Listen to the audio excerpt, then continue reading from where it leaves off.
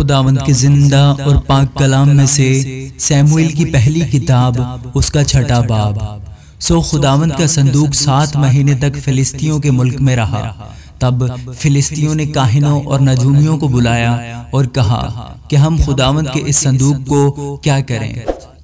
ہم کو بتاؤ کہ ہم کیا ساتھ کر کے اسے اس کی جگہ بھیجیں؟ انہوں نے کہا کہ اگر تم اسرائیل کے خدا کے صندوق کو واپس بھیجتے ہو تو اسے خالی نہ بھیجنا، بلکہ جرم کی قربانی اس کے لیے ضرور ہی ساتھ کرنا۔ تب تم شفا پاؤ گے اور تم کو معلوم ہو جائے گا کہ وہ تم سے کس لیے دستبردار نہیں ہوتا۔ انہوں نے پوچھا کہ وہ جرم کی قربانی جو ہم اس کو دیں کیا ہو؟ انہوں نے جواب دیا کہ فلسطینی سرداروں کے شمار کے مطابق سونے کی 5 گلٹیاں اور سونے ہی کی 5 چوہیاں، کیونکہ تم سب اور تمہارے سردار دونوں ایک ہی آزار میں مبتلا ہوئے۔ سو تم اپنی گلٹیوں کی مورتیں اور ان چوہیوں کی مورتیں جو اس ملک کو خراب کرتی ہیں بناؤ اور اسرائیل کے خدا کی تمجید کرو، شاید یوں وہ تم پر سے اور تمہارے دیوتاؤں پر سے اور تمہارے ملک پر سے اپنا ہاتھ ہلکا کر لے۔ تم کیوں اپنے دل کو سخت کرتے ہو جیسے مصریوں نے اور فرعون نے اپنے دل کو سخت کیا؟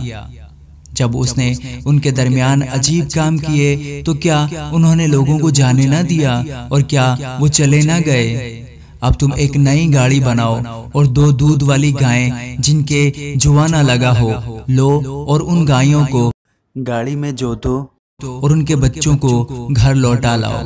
اور خداوند کا صندوق لے کر اس گاڑی پر رکھو اور سونے کی چیزوں کو جن کو تم جرم کی قربانی کے طور پر ساتھ کرو گے ایک صندوقچہ میں کر کے اس کے پہلو میں رکھ دو اور اسے روانہ کر دو کہ چلا جائے، اور دیکھتے رہنا اگر وہ اپنی ہی سرحد کے راستہ بیت شمس کو جائے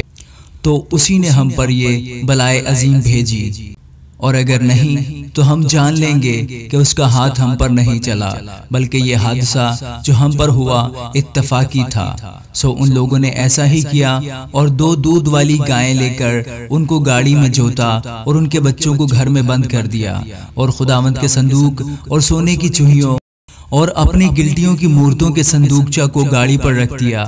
ان گائیوں نے بیت شمس کا سیدھا راستہ لیا، وہ سڑک ہی سڑک ڈکارتی گئیں اور دہنے یا بائیں ہاتھ نہ مڑیں، اور فلسطینی سردار ان کے پیچھے پیچھے بیت شمس کی سرحد تک گئے، اور بیت شمس کے لوگ وادی میں گیہوں کی فصل کاٹ رہے تھے۔ انہوں نے جو آنکھیں اٹھائیں تو صندوق کو دیکھا اور دیکھتے ہی خوش ہو گئے، اور گاڑی بیت شمسی یشوع کے کھیت میں آ کر وہاں کھڑی ہو گئی جہاں ایک بڑا پتھر تھا۔ سو انہوں نے گاڑی کی لکڑیوں کو چیرا اور گائیوں کو سوختنی قربانی کے طور پر خداوند کے حضور گزرانا، اور لاویوں نے خداوند کے صندوق کو اور اس صندوقچہ کو جو اس کے ساتھ تھا جس میں سونے کی چیزیں تھیں نیچے اتارا اور ان کو اس بڑے پتھر پر رکھا، اور بیت شمس کے لوگوں نے اسی دن خداوند کے لیے سوختنی قربانیاں چڑھائیں اور ذبیحے گزرانے۔ جب ان 5 فلسطینی سرداروں نے یہ دیکھ لیا تو وہ اسی دن اکرون کو لوٹ گئے۔ سونے کی گلٹیاں جو فلسطینیوں نے جرم کی قربانی کے طور پر خداوند کو گزرانی وہ یہ ہیں، ایک اشدود کی طرف سے، ایک غزہ کی طرف سے، ایک اسکلون کی طرف سے، ایک جات کی طرف سے، اور ایک اکرون کی طرف سے۔ اور وہ سونے کی چوہیاں فلسطینیوں کے ان 5 سرداروں کے شہروں کے شمار کے مطابق تھیں جو فصیلدار شہروں اور دیہات کے مالک اس بڑے پتھر تک تھے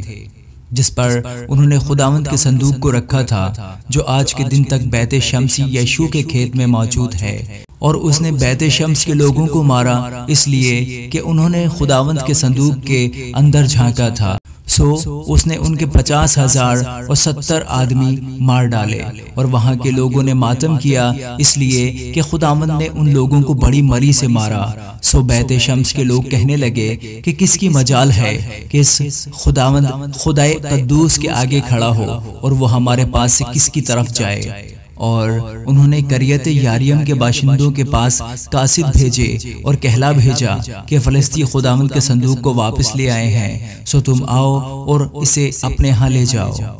آمین۔